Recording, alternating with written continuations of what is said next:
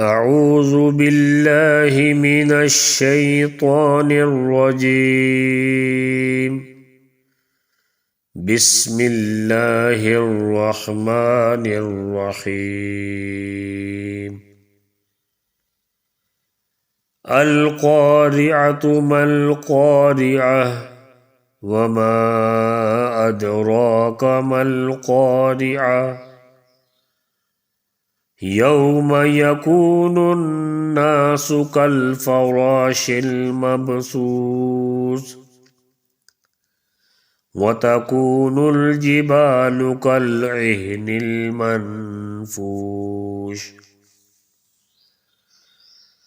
فأما من ثقلت موازينه فهو في عيشة راضية وأما من خفت موازينه فأمه هاوية وما أدراك ما هي نار حامية